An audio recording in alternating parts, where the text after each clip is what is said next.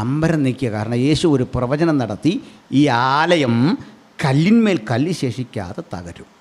മനുഷ്യൻ ബുൾഡോസർ കണ്ടുപിടിച്ച, അത്യാധുനികമായ ആയുധങ്ങൾ കണ്ടുപിടിച്ച ഈ കാലത്തും കിഴക്കോട്ട് ദർശനമുള്ള ഗോൾഡൻ ഗേറ്റ് ഉണ്ടല്ലോ, സുവർണവാതിൽ, അത് തുറക്കാനായിട്ടില്ല. എന്താണ് കാരണം?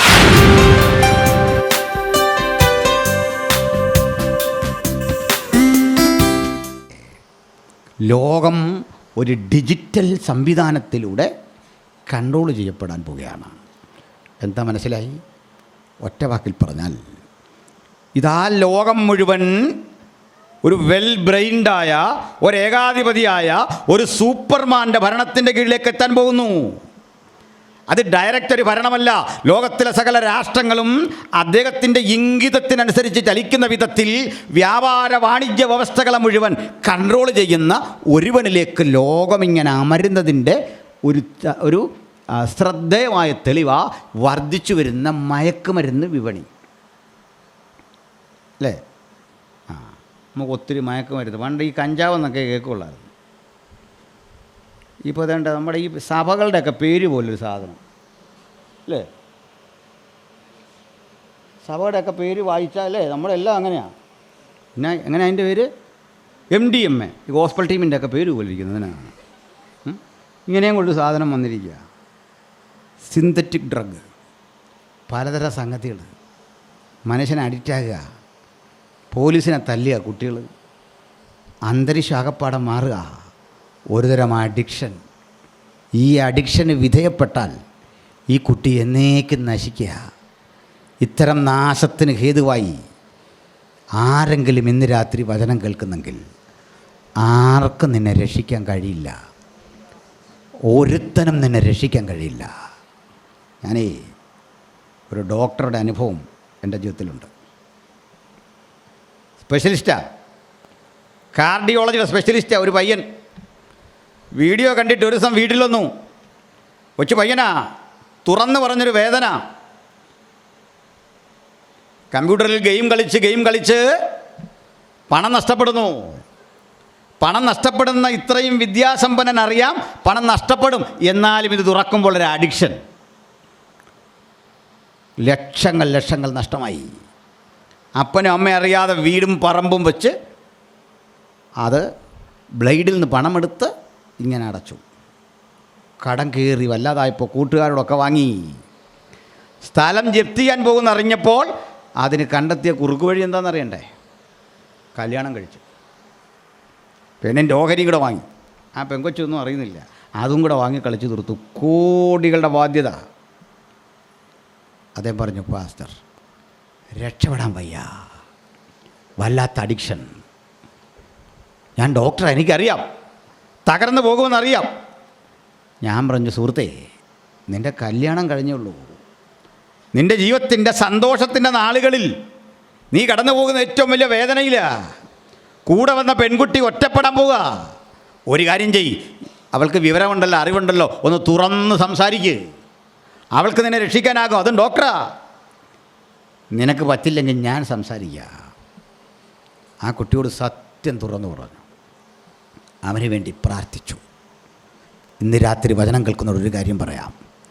ലോകത്തിലൊരു കൗൺസിലിംഗ് വിദഗ്ധനും ലോകത്തിലൊരു മരുന്നിനും ലോകത്തിലൊരു മന്ത്രത്തിനും തരാൻ കഴിയാത്ത വിടുതല നസ്രായനായ യേശുവിൻ്റെ പാദാന്തിക ഉള്ളത്. ആ യേശു സർവശക്തനായി നമ്മുടെ കൂടെ ഇന്നുണ്ടെങ്കിൽ, മറുവശത്ത് സാത്താൻ വലവിരിച്ചിരിക്കുന്നു. ആ വലക്കണ്ണികളെ പൊട്ടിക്കാനാ നിങ്ങൾ പ്രാർത്ഥിക്കേണ്ടത്. അതിനായി കൺവെൻഷൻ, അതിനായി പാട്ട്, അതിനായി പ്രാർത്ഥന. ഈ വലക്കണ്ണികളെ മുഴുവൻ ചെറുത്തു തോൽപ്പിക്കുന്ന ഉജ്ജ്വലമായൊരു ശക്തി പ്രാർത്ഥിക്കുന്ന ഭക്തനിലുണ്ട്. ആ പ്രാർത്ഥനാ വലയത്തെ വേദിച്ചുകൊണ്ട് പിശാചുക്കൾക്ക് നിങ്ങളുടെ കുടുംബത്തെ തകർക്കാൻ കഴിയില്ല എന്ന ഉറപ്പേറിയ വിശ്വാസം ഇന്ന് രാത്രി ഉണ്ടാകട്ടെ. പിശാചുക്കൾ ഒരു വല വിരിച്ചിരിക്കുന്നു. ഇതുപോലൊരു സംഭവമാണ് മന്ത്രവാദത്തിൻ്റെ ശക്തികൾ. ആഭിചാര കർമ്മങ്ങൾക്ക് ഇന്ന് ഒരു കമ്പ്യൂട്ടർ വേർഷൻ വന്നിരിക്കുന്നു. ജൂതന്മാരുടെ ലോകത്ത് പോലും ഇത്തരം മാന്ത്രിക ക്രിയകൾ ചെയ്യുന്നവർക്ക് ഡിമാൻഡ് കൂടുന്നു. കൊച്ചുകുട്ടികൾ ബുദ്ധി വർദ്ധിക്കാൻ വേണ്ടി ചിലതരം മാന്ത്രികമായ സൈറ്റുകളിൽ ചെന്ന് പ്രവേശിക്കുന്നു. അവിടെ ഗുരുവെന്നുമൊക്കെ പേരിട്ട ആളുകൾ പല രൂപത്തിലും ഭാവത്തിലും ഇരുന്ന് സ്നേഹ ബുദ്ധിയോടുകൂടി നിങ്ങളെ ഉപദേശിക്കുന്നു. നിങ്ങളുടെ ഓർമ്മശക്തി വർദ്ധിപ്പിക്കാൻ ഞങ്ങൾ നിങ്ങളെ സഹായിക്കാമെന്ന് പറഞ്ഞ് സവിശേഷതയുള്ള ചില പ്രക്രിയകളിൽ കൂടി കടത്തിവിടുന്നു. കുട്ടിയുടെ ബുദ്ധി വർദ്ധിക്കുന്നു. കുട്ടിയോട് പറഞ്ഞു കൊടുക്കുന്ന നിനക്കേ നാളെ അച്ചടിക്കാൻ പോകുന്ന അല്ലെങ്കിൽ അടുത്ത മാസം അച്ചടിക്കാൻ പോകുന്ന ക്വസ്റ്റ്യൻ പേപ്പറിൽ വരുന്ന ചോദ്യങ്ങൾ മുഴുവൻ നിൻ്റെ മനോമുഖരത്തിൽ ഞാൻ പ്രതിഫലിപ്പിച്ച് തരത്തക്ക വിധം നിൻ്റെ അറിവിനെ മാറ്റും. കുട്ടിക്ക് കുറേ നാൾ ഇതൊക്കെ കിട്ടും. ഉത്തേജിതമായൊരു മാനസികാവസ്ഥയിലേക്ക് കുട്ടിയുടെ ഇന്ദ്രിയത്തെ മുഴുവൻ ശക്തിപ്പെടുത്തിയിട്ടേ, കുട്ടിയുടെ ബോധ മനസ്സിനെ മുഴുവൻ ആ നിലയിലാക്കി തീർത്തിട്ടേ ഒരുതരം അഡിക്ഷൻ സംഭവിച്ചിട്ട് നാച്ചുറലായ പഠനത്തിൻ്റെ വഴിവിടുന്നു. ആ നിരന്തരം പഠിച്ചുകൊണ്ടിരുന്ന കുട്ടിയുടെ രീതിയും ഭാവവും ഒക്കെ മാറുന്നു. ക്രമേണ ഇത്തരം സാത്താന്യ ശക്തികൾക്ക് അഡിക്ഷൻ വന്നിട്ട് കുറേ കഴിഞ്ഞ് ഈ ഓർമ്മ മുഴുവൻ മരവിക്കുന്നു. തിന്മയിലേക്ക്, തെറ്റിലേക്ക് ഈ മനസ്സ് മുഴുവൻ മാറിപ്പോയിട്ട് പ്രാർത്ഥിച്ച് ഏകാഗ്രതയോടെ പഠിപ്പിക്കാൻ നമ്മളകച്ച പൊന്നുമകൻ ജീവിതത്തിൻ്റെ മുഴുവൻ ലക്ഷ്യങ്ങളെയും തകർത്ത് ആ വള്ളി പൊട്ടിപ്പോയൊരു പട്ടം പോലെ ഇങ്ങനെ പാറിപ്പറന്ന് തകരുന്ന ഒരു കാലഘട്ടം വരും. ഇതാ സാത്താൻ്റെ തന്ത്രങ്ങളെ നമ്മൾ അറിയാത്തവരല്ലല്ലോ. ഉണർന്നു പ്രാർത്ഥിക്കാൻ ഓരോ മാതാക്കളും പിതാക്കളും തയ്യാറെടുക്കണം. ആരാധനകൾ കൃത്യം സംബന്ധിക്കണം. സൺഡേ സ്കൂളുകളിൽ സംബന്ധിക്കണം. യൂത്ത് മീറ്റിങ്ങുകളിൽ സംബന്ധിക്കണം. അത് വെറുതെ എന്തെങ്കിലും പാടി പ്രാർത്ഥിച്ചു പോകുന്നതല്ല. സേറ്റനിക് പവറിൻ്റെ അത്തരത്തിലെ ആഭിചാര കർമ്മങ്ങളുടെ അടിത്തറ കണ്ട് ആത്മാവിനാൽ അതിനെ വെട്ടി ജയമെടുത്തു പോകേണ്ട ഒരു കാലഘട്ടം വരുമ്പോൾ ഇതാ പിശാച് വലവിരിച്ചിരിക്കുന്നു. മൂടു ലോകത്തിലും വലവിരിച്ചിരിക്കുന്നു. ഇതൊരു സത്യം. ഞാൻ ആ ഭാഗം ഇവിടെ നിർത്തുക. എന്തെന്നാൽ എൻ്റെയും നിങ്ങളുടെയും കൺമുമ്പിൽ ഒരു വ്യാപാര ശൃംഖലയുടെ രീതിയിൽ നമ്മളെ മുഴുവൻ അഡിക്റ്റാക്കുന്ന, നമ്മളെ മുഴുവൻ ഒരു ഉപഭോഗ സംസ്കാരത്തിന് വിധേയമാക്കുന്ന വിധത്തിൽ സേറ്റനിക് പവർ വലവിരിച്ചു. അവനാധിപത്യം ചെലുത്തിയിരിക്കുന്നു. മതമണ്ഡലത്തിൽ, രാഷ്ട്രീയ മണ്ഡലത്തിൽ, സാമൂഹ്യ മണ്ഡലത്തിലെല്ലാം അതിൻ്റെ സ്വാധീനമുണ്ട്. അത് തൊട്ടു പറയാൻ നമുക്ക് നേരമില്ല. ആ ഒരുക്കം നടക്കുമ്പോൾ ഒരു രാഷ്ട്രീയ ഒരുക്കം ഞാൻ നിങ്ങളെ പറഞ്ഞ് ബോധ്യപ്പെടുത്താം. അതിലേക്ക് അടുത്ത് വരാം.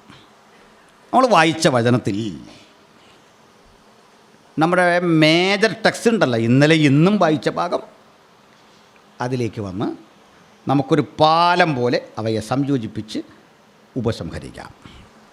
പ്രിയരേ, നമ്മുടെ കർത്താവ് വരാനിരിക്കുന്ന ലോകത്തിൻ്റെ മാറ്റങ്ങളെ കണ്ട് പ്രവചിക്കുന്ന ഒരു ഭാഗമാണ് മത്തായിയുടെ സുവിശേഷത്തിൻ്റെ 24-ാം അധ്യായം. ഇതേ കാര്യം ആ മാർക്കോസ് 13-ൽ ലൂക്കോസ് 21-ലും എഴുതിയിരിക്കുന്നത്. അപ്പോൾ മത്തായി 24, മാർക്കോസ് 13, ലൂക്കോസ് 21 ഈ അധ്യായങ്ങൾ ഒരുപോലെ യേശുവിൻ്റെ പർവ്വത പ്രസംഗമാണ്, ഒലിവുമല പ്രസംഗമാണ്. ആ പ്രസംഗത്തിലേക്ക് യേശു കടക്കും മുമ്പ് യേശു കർത്താവ് യെറുസലേമിലേക്ക് ചെന്നു.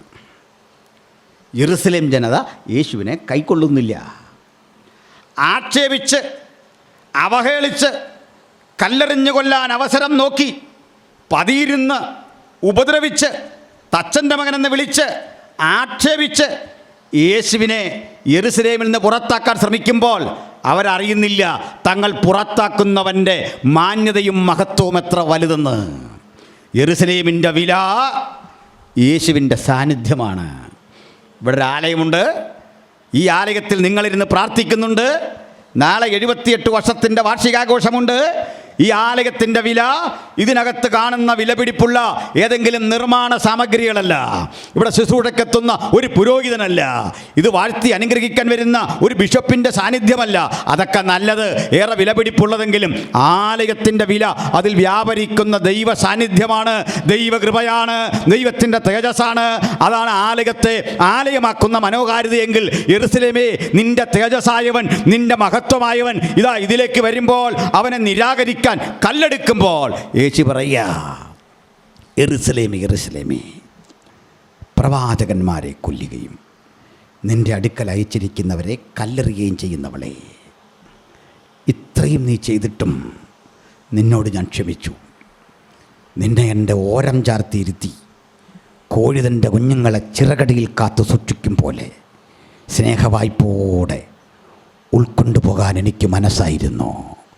ഈ ശബ്ദം അവൻ്റെ കരുതലിൻ്റെ ശബ്ദമെങ്കിൽ യേശുവിനെ വിട്ടകന്നു പോയ ഒരാളെങ്കിലും ഇന്ന് രാത്രി വചനം കേൾക്കുന്നെങ്കിൽ അവൻ്റെ ചിറകടിയിൽ തൻ കോഴി കുഞ്ഞിനെ സൂക്ഷിക്കും പോലെ ചേർത്ത് കൊള്ളാൻ മനസ്സുള്ളവൻ ഇന്ന് രാത്രിയും നിന്നെ ക്ഷണിക്കുന്നു.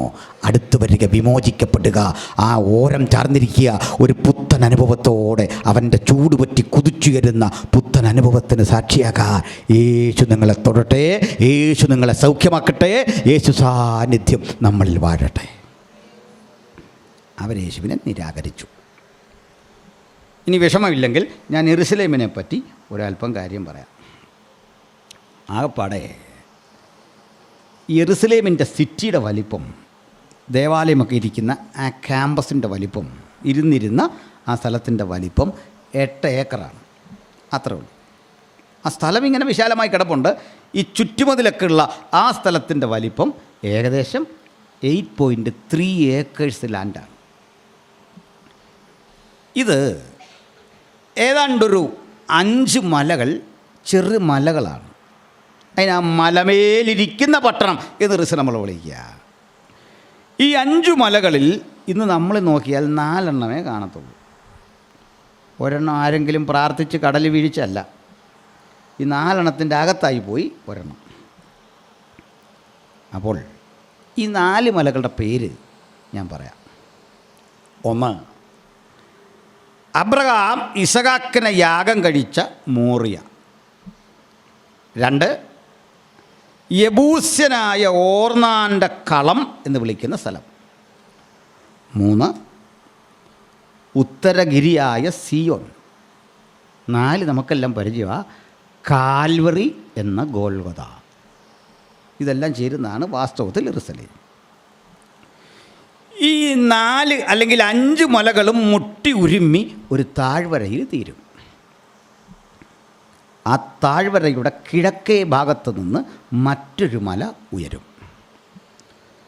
ആ മലയുടെ പേരാണ് ഒലിവുമല. ആ താഴ്വരയിലൂടെ ഒരു തോടൊഴുകുന്നുണ്ട്, അതിൻ്റെ പേരാണ് കിദ്രോൻ.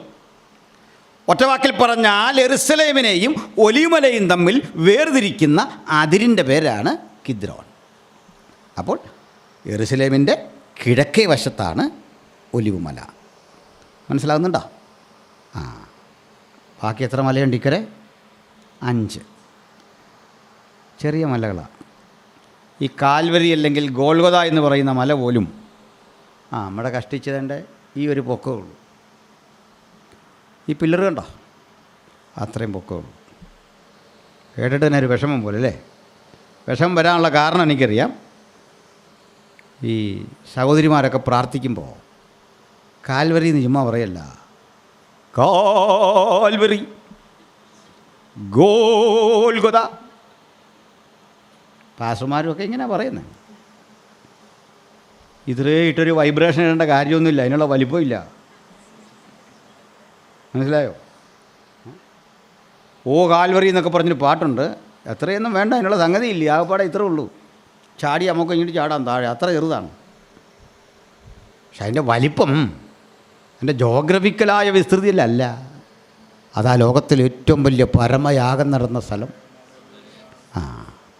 ഇതൊക്കെ പോട്ടെ, ഇത് വന്ന് തീരുന്ന എവിടെയാ? കിദ്രോൻ തോട്. കിദ്രോൻ തോട് കടന്ന് അക്കരെ കിഴക്കേ ഭാഗത്തേക്ക് ചെന്നാൽ ഒലിവുമല. അതൊരു വലിയ മലയാണ്. ഒരു 20-25 മിനിറ്റ് വേണം നടന്നതിൻ്റെ മുകളിൽ ചെല്ലാൻ. നമ്മൾ ആ കിഴക്കേ വശത്തേക്ക് ഇങ്ങനെ കയറി അങ്ങോട്ട് ചെല്ലുമ്പോൾ ആദ്യം കാണുന്ന ഭാഗമില്ലേ, ആ സ്ഥലം വളരെ പ്രധാനപ്പെട്ടതാണ്. ആ ചരിവിൻ്റെ പേരാണ് ഗെത്സമേന. യേശു പ്രാർത്ഥിച്ച, യേശു അറസ്റ്റ് വരിച്ച സ്ഥലമാണ്. മുകളിൽ ഒലിവുമല, അതിൻ്റെ ചരിവുണ്ടല്ലോ അങ്ങേ വശം, അതാണ് ലാസർ പാർത്ത ബെഥാന്യ. ലോകത്ത് കടുക് മരങ്ങളുള്ള ഒരേ ഒരു സ്ഥലം ബെഥാന്യ. ഇപ്പോഴും കടുക് മരമുണ്ട് അവിടെ. കർത്താവ് പറഞ്ഞില്ലേ, സകല പക്ഷികളും വന്ന ആ മരത്തിൽ കൂടുകൂട്ടി എന്നൊക്കെ. ഇത് വായിച്ചിട്ട് നിരീശ്വരനായ രവിചന്ദ്രൻ സാറ് നിന്ന് ചിരിക്കുക. അത് കണ്ടപ്പോൾ എനിക്കും ചിരി വന്നു. കാരണം ഈ മനുഷ്യൻ ഇത്രയും വിവരമില്ലാതെ പോയല്ലോ. കാരണം ഈ കടുകുമരം ഇപ്പോഴും ഉണ്ട്. വലിയ മരമാണ്, ഇത്രയൊക്കെ വണ്ണം കാണും. അതിൽ നിന്ന് കിട്ടുന്ന കടുക ചില ക്വാളിറ്റി കൂടിയ കടുകാണ്. ഇപ്പോഴും ഉണ്ടത്. സ്ഥലമൊക്കെ മനസ്സിലായല്ലോ. നിങ്ങൾക്ക് പിന്നെ വേണം അതിനാ ഈ സ്ഥലമെല്ലാം ഞാനിങ്ങനെ പറഞ്ഞേ. ഇന്നലെ നമ്മളെ വളരെ നേരെ ഇവിടുത്തെ ബാബിലോണി എന്നൊക്കെ പറഞ്ഞപ്പോൾ നിങ്ങളോർത്ത് ഞാൻ ഈ ചരിത്രം മുഴുവൻ പറഞ്ഞു പോകാൻ നല്ല ഇന്ന് വന്നപ്പോഴാണ് അത് എളുപ്പമായേ. അതിന് പരിപാടി ഇന്നാ മനസ്സിലായത്, ചുമ്മാ അല്ലിത്. കുട്ടികളെ ഗ്രാമർ പഠിപ്പിക്കുമ്പോൾ നൗണല്ല തുടങ്ങേണ്ട, വെർബാണ് തുടങ്ങേണ്ടത്. മനസ്സിലായോ? അവിടെ നിന്ന് തുടങ്ങണം, അതാ കറക്റ്റ്. കാരണം നൗണ് സ്ഥായി ഭാവമുള്ള, ചലിക്കുന്നില്ല, ക്രിയ ഉള്ളത് ആണ് ചലിക്കുന്നത്. അതുകൊണ്ടാണ്. അതിനൊക്കെ തിയറിയുണ്ട്, പോട്ടെ. അപ്പോഴേ നമ്മളിപ്പോൾ എത്തി ഒലിവുമലയുടെ മുകളിൽ. ഒലിവുമലയുടെ മുകളിൽ ചെന്ന് താഴേക്ക് നോക്കുമ്പോൾ ആ മലയടിവാരത്തിൽ ചെറു മലകൾ കിടക്കുന്നു. ആ മുമ്പ് കണ്ട ഗോൽഗോഥ, മുമ്പ് കണ്ട യെബൂസ്യനായ ഓർന്നാൻ്റെ കളം, പിന്നെ നമ്മുടെ കാൽവരി ഒക്കെ കിടക്കുന്നു. അപ്പം ശിഷ്യന്മാർ നോക്കുമ്പോൾ മനോഹരമായ ദേവാലയം, അവിടെ മനോഹരമായ മാർബിൾ കല്ലിൽ കൊത്തിയെടുത്ത ഒരു കവിത പോലെ വിസ്മയകരമായ യെരൂശലേം ദേവാലയം. ആ ദേവാലയം കണ്ടിട്ട് ശിഷ്യന്മാർ അമ്പരം നീക്കിയ. കാരണം യേശു ഒരു പ്രവചനം നടത്തി, ഈ ആലയം കല്ലിന്മേൽ കല്ല് ശേഷിക്കാതെ തകരും. ശിഷ്യന്മാർ ചോദിച്ചു, അത് എപ്പോൾ സംഭവിക്കും? നിൻ്റെ വരവിനും, മലയാളം ബൈബിളിലെ പരിഭാഷ തെറ്റാണ്, ലോകാവസാനത്തിനുമല്ല, നിൻ്റെ വരവിനും യുഗാവസാനത്തിനും അടയാളമെന്തെന്ന് ഞങ്ങൾക്ക് പറഞ്ഞു തരണം. ആ സ്ഥലത്ത് യേശു പ്രസംഗിക്കുന്ന പ്രസംഗത്തിൻ്റെ പേരാണ് ദ ഒലിവറ്റ് ഡിസ്കോഴ്സ്, അല്ലെങ്കിൽ ഒലിവുമല പ്രഭാഷണം. ആ ഒലിവുമല പ്രഭാഷണമാണ് മത്തായി 24, മാർക്കോസ് 13, ലൂക്കോസ് 21. അപ്പോൾ യേശു പറഞ്ഞു, ഈ ദേവാലയം തകരുമെന്നല്ല, കല്ലിന്മേൽ കല്ല് ശേഷിക്കാതെ തകരും. ഒന്നുകൂടെ പറഞ്ഞു, സൈന്യങ്ങൾ യെരൂശലേമിനെ വളഞ്ഞിരിക്കുന്നത് കാണുമ്പോൾ അതിൻ്റെ ശൂന്യകാലം അടുത്തു എന്ന് നിങ്ങൾ അറിയണം. അന്ന് യഹൂദിയിലുള്ളവർ മലമുകളിലേക്ക് ഓടിപ്പോകട്ടെ. നിങ്ങളുടെ ഓടിപ്പോക്ക് ഒരു ശീതകാലത്താകാതിരുന്നാൽ കൊള്ളാം. അന്ന് ഗർഭിണികൾക്കും മുല കൊടുക്കുന്നവർക്കുമൊക്കെ അയ്യോ കഷ്ടം. വേദന നിറഞ്ഞ ആ നാളുകളെക്കുറിച്ച് ദൈവപുരുഷൻ പ്രവചിച്ച് ഏതാനും ദിവസങ്ങൾക്കുള്ളിൽ യേശു അറസ്റ്റ് വരിക്കപ്പെട്ടു, പീഡിപ്പിക്കപ്പെട്ടു, വിചാരണ ചെയ്യപ്പെട്ടു, ക്രൂശിക്കപ്പെട്ടു, മരിച്ചടക്കപ്പെട്ടു, കല്ലറയിൽ വച്ചു, 3-ാം നാൾ ഉയർത്തെഴുന്നേറ്റു. അവിടെ നിന്ന് 40 ദിവസം നമുക്ക് പ്രത്യക്ഷനായിട്ട് സ്വർഗാരോഹണം ചെയ്തു. യേശു പ്രവചിച്ച് ഒരു 40 കൊല്ലം കഴിഞ്ഞു. AD 29-30 ആണ്ടിലെ ഒരു ഏപ്രിൽ മാസത്തിൻ്റെ മധ്യാഹ്നത്തിൽ വച്ച് യേശു കർത്താവ് പ്രവചിച്ചത് നിറവേറാൻ ഒരു 40 കൊല്ലം മതിയായിരുന്നു. രാജ്യം ഭരിക്കുന്ന ടൈറ്റസ് എന്നു പേരായ ഒരു സേനാനായകൻ, ചക്രവർത്തിയുടെ സേനാനായകൻ, മൊത്തം പേര് ടൈറ്റസ് കൈസർ. ടൈറ്റസ് കൈസർ എന്ന് പറയാൻ കാരണം ഈ ടൈറ്റസ് പിന്നെ ചക്രവർത്തിയാകുന്നുണ്ട്, സേനാനായകൻ. അയാൾ യെരൂശലേം പിടിക്കാൻ വന്നു. തൻ്റെ സൈന്യത്തെ കൊണ്ടുവന്ന് ഒലിവുമലയുടെ മുകളിൽ ക്യാമ്പ് ചെയ്യിച്ചു. ഒലിവുമലയിലിരുന്നു കൊണ്ട് യെരൂശലേമിനെ മുഴുവൻ നോക്കിക്കണ്ടു. മനോഹര ദൈവാലയം കണ്ടു, ചുറ്റുമതിൽ കണ്ടു, ആ നിർമ്മാണ വൈഭവം മുഴുവൻ കണ്ടു. അദ്ദേഹം പറഞ്ഞത് പൊളിക്കരുത്. താൻ ആരാധിച്ചു പോരുന്ന അപ്പോളോ എന്നൊരു ദേവനുണ്ട്, സേയൂസ് എന്ന് പറഞ്ഞ മറ്റൊരു ദേവനുണ്ട്, അവർ ആരാധിച്ചു പോരുന്ന ദേവീ ദേവഗണങ്ങളുണ്ട്. അവരെയൊക്കെ ആരാധിക്കാൻ പാകത്തിന് ഈ ദേവാലയത്തിൽ നിന്ന് സത്യദൈവാരാധന മാറ്റി ഇവയൊക്കെ തിരിച്ച് കയറ്റണം. ദേവാലയം പൊളിക്കരുത്. കീഴടങ്ങാൻ സമയം കൊടുത്തു, ആരും കീഴടങ്ങുന്നില്ല. ടൈറ്റസ് വിട്ടില്ല. 4-5 മാസം ഉപരോധം ഏർപ്പെടുത്തിക്കൊണ്ട് സൈന്യത്തെ ഇതിനു ചുറ്റും കൃത്യമായ കാവലാക്കി. 5-6 മാസത്തിലെ ചെറുത്തുനിൽപ്പിനിടയിൽ ആഹാരപദാർത്ഥങ്ങൾ തീർന്ന് ആളുകൾ വിഷമിച്ചു. പട്ടിണിയുടെ ആധിക്യം അകത്തെങ്ങും ബാധിച്ചു. പട്ടിണി നിമിത്തം പ്രതിരോധം നഷ്ടപ്പെട്ടു. കോളറ പോലെയുള്ള മാരക രോഗങ്ങൾ പിടിപെട്ടു. രോഗങ്ങൾക്ക് വിധേയരായി പലരും മരിക്കുമ്പോൾ ആഹാരത്തിന് വേണ്ടി വിഷമിച്ച് ആദ്യഘട്ടം താഴെ വീണ് കിടക്കുന്ന ഒട്ടകങ്ങളുടെ മാംസം ഭക്ഷിച്ചു. ഒട്ടകങ്ങളുടെ ചീഞ്ഞഴുകിയ മാംസം മാത്രമല്ല, പട്ടിണിയുടെ ആധിക്യത്തിൽ സ്വന്തം ചെരുപ്പ് അവർ കടിച്ചു മുറിച്ചു തിന്നു. കുറേ കഴിഞ്ഞ് നിലത്ത് വിടരുന്ന പുല്ല് പോലും പറിച്ചു തിന്നു. അവ ധരിച്ച വസ്ത്രം പറിച്ച് അത് തിന്നു. ഈ വിധത്തിലൊക്കെ വിശപ്പടക്കിയ കഥ റോമൻ ചരിത്രകാരന്മാർ വേദനാജനകമായി എഴുതി. എന്നിട്ടും ചില ചെറുത്തു നിന്നു. ആ ചെറുത്തുനിൽപ്പുകളുടെ ഒടുവിൽ ദേവാലയത്തിൻ്റെ ചുറ്റുമതിലുകളെ മുഴുവൻ ഭേദിച്ചുകൊണ്ട് ഈ സൈന്യമകത്തേക്ക് കടന്നു. യേശു പറഞ്ഞിരുന്നു, സൈന്യങ്ങൾ യെരൂശലേമിനെ വളഞ്ഞിരിക്കുന്നത് കാണുമ്പോൾ അതിൻ്റെ ശൂന്യകാലമടുത്തുവെന്നോർക്കണം. ഇന്ന് രാത്രി പ്രവചനത്തിൽ വിശ്വസ്തനായവൻ, വാക്കു പറഞ്ഞാൽ മാറാത്തവൻ പറഞ്ഞതെന്തോ അത് AD 70 സംഭവിച്ചുകൊണ്ട് യെരൂശലേമിൻ്റെ സേനാനായകന്മാരും സൈന്യം ഒന്നടങ്കം ഈ മേഖല വളഞ്ഞു. ഒടുക്കം യെരൂശലേം തകർന്നു. സമയക്കുറവുണ്ട്, വേഗത്തിൽ പറഞ്ഞുവിടാം. മനുഷ്യ ശരീരത്തിലേക്ക് കുതിരകളെ പായിച്ചു കയറ്റി ചെറുക്കാൻ നിന്നവരെ വാളിൻ്റെ വായ്ത്തലയ്ക്ക് വെട്ടി യെരൂശലേം ചോരപ്പുഴയായി മാറി. ആണ്ടിലൊരിക്കൽ മാത്രം അഹരോൻ കടക്കുന്ന, മഹാപുരോഹിതൻ കടക്കുന്ന അന്തർമന്ദിരത്തിലേക്ക് ചോരയണിഞ്ഞ പാദങ്ങളോടെ റോമൻ പട്ടാളക്കാർ ഇരുമ്പ് ബൂട്ട്സിട്ട് ചവിട്ടി മലിനമാക്കി തലങ്ങും വിലങ്ങും ഓടി അന്തരീക്ഷം മുഴുവൻ മാറ്റുമ്പോൾ അരണ്ട വെളിച്ചത്തിൽ അകത്ത് നടക്കുന്നൊന്നും കാണാൻ കഴിയാതിരുന്നപ്പോൾ ഒരു പടയാളി തീപ്പന്തം ജ്വലിപ്പിച്ച് ഇങ്ങനെ വീശി അകത്തെ കാഴ്ചകൾ കണ്ട് സൈന്യത്തെ നയിക്കുമ്പോൾ പന്തം കയ്യിൽ നിന്ന് വഴുതി തിരശീലക്ക് തീ പിടിച്ചു. ആഞ്ഞു കത്തിയ തീയിൽ ദേവദാരു പലക കൊണ്ടുള്ള മച്ചും അതെല്ലാം കത്തി. യെരൂശലേം ദീർഘനാളുകൾ നിന്ന് കത്തി കത്തി കത്തി ചാരമായി താഴെ വീഴുമ്പോൾ, കൈക്കുമ്പിളിൽ വാരിയെടുത്ത് മാറ്റാവുന്ന ഓരോ പിടി ചാരമായി യെരൂശലേമിനെ വാരി മാറ്റുമ്പോൾ യേശു പറഞ്ഞ പ്രവചനം നിറവേറി. ഈ ദേവാലയം തകരും. വീണ്ടും തീയെല്ലാം അണഞ്ഞപ്പോൾ ആരോ ടൈറ്റസിനോട് പറഞ്ഞു, പ്രഭോ, ഇതിൻ്റെ ഉള്ളിൽ വിലമതിക്കാനാവാത്ത സ്വർണ്ണ നിക്ഷേപങ്ങളുണ്ട്. തീയിൽ കത്തി വെന്തുരുകി ദേവാലയത്തിൻ്റെ അടിത്തറയിൽ സ്വർണ്ണക്കട്ടിയായി സ്വർണ്ണത്തരികളായി കിടന്നേക്കാം. അതെടുക്കണം. ഇരുമ്പ് കലപ്പകൾ കൊണ്ട് ആനകളെ കൊണ്ടുവന്ന് കെട്ടി ഉഴുതുമറിച്ച് ദേവാലയത്തിൻ്റെ കല്ലുകൾ ഓരോന്ന് പിഴുതുമാറ്റി. ഇതിലും വലുപ്പമുണ്ടൊരു കല്ലിന്, ചുണ്ണാമ്പ് കല്ല. ഇതിലും വലിപ്പമാണ്, അതിശോക്തിയല്ല. ഈ സ്പീക്കർ പോലൊക്കെ ഇരിക്കും, അതിലും വലിപ്പം ഉണ്ടെങ്കിലേ ഉള്ളൂ. ഇതേ ആനകൾ പിഴുതു മാറ്റുമ്പോൾ യേശു പറഞ്ഞ പ്രവചനത്തിൻ്റെ 2ാം ഭാഗം നിറവേറി. ഈ ദേവാലയത്തിൻ്റെ കല്ലുകൾ, ദേവാലയം കല്ലിന്മേൽ കല്ല് ശേഷിക്കാതെ തകരും. ഒന്നുറപ്പിച്ചോ, പറഞ്ഞത് യേശുവെങ്കിൽ അത് സംഭവിക്കുക തന്നെ ചെയ്യും. നാശം മാത്രമല്ല, അനുഗ്രഹം അവിടുന്ന് പറഞ്ഞാൽ അനുഗ്രഹവും സംഭവിക്കുക തന്നെ ചെയ്യും. അതുകൊണ്ടാണ് നമ്മൾ പ്രാർത്ഥിക്കുമ്പോൾ അവനെ വിളിക്കുന്നത് വാഗ്ദത്തങ്ങളിൽ വിശ്വസ്തൻ.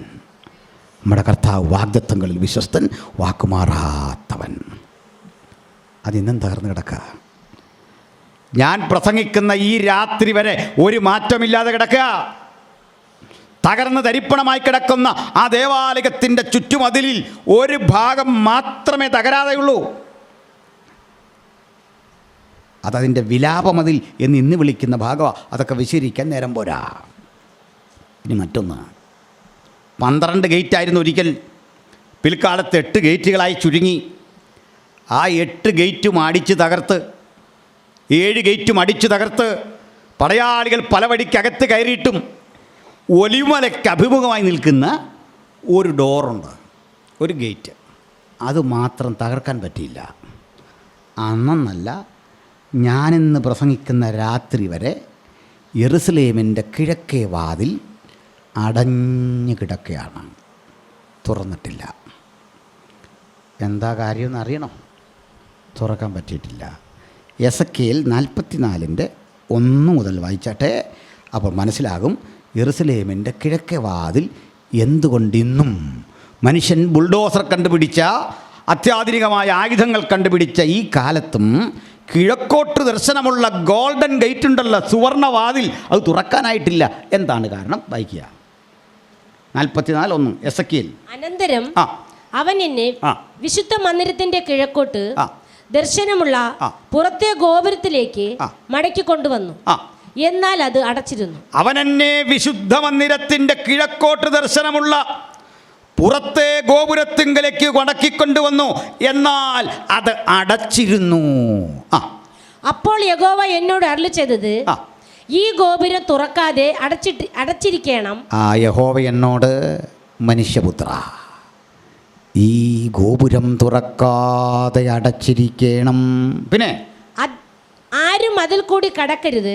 ആരും അതിൽ കൂടി കടക്കരുത്. കാരണം ഇസ്രായേലിന്റെ ദൈവമായ യഹോവ അതിൽ കൂടി അകത്തു കടന്നതുകൊണ്ട്. മതി. ദൈവമഹത്വം ഇതുവഴി അകത്ത് കടന്നതുകൊണ്ട് ഈ വാതിലിനി ആരും തുറന്നുകൂടാ. 1919 ഇത് തുറക്കാൻ ശ്രമം നടന്നു. അറബികൾ പരാജിതരായി മാറിയപ്പോൾ ജൂത റബിമാരോട് ചോദിച്ചു, ഇതിൻ്റെ പല കഥകളും ഞങ്ങൾ തല്ലിത്തകർത്തു, ഇത് മാത്രം തുറക്കാൻ പറ്റാത്തതെന്തേ? അവർ മറുപടി പറഞ്ഞു, ഇത് ഒരുവൻ്റെ മുമ്പിലേ തുറക്കൂ. ഒരു ദിവസം ഞങ്ങളുടെ മശിഹയായവൻ ഇതുവഴി കടന്നു വരുമ്പോൾ അവൻ്റെ മുമ്പാകെ മാത്രം തുറക്കാൻ ദൈവം അടച്ചു വെച്ച വാതില ഇന്നും കിടപ്പുണ്ട്. കുട്ടികൾക്ക് പഠിക്കണമെങ്കിൽ ഗൂഗിൾ ചെയ്ത് നോക്കിയാൽ മതി. അതൊക്കെ അവിടെ കൃത്യം കിടപ്പുണ്ട്. അതവിടെ നിൽക്കട്ടെ, നമുക്ക് അവിടെ അല്പം മുമ്പോട്ട് പോകണം.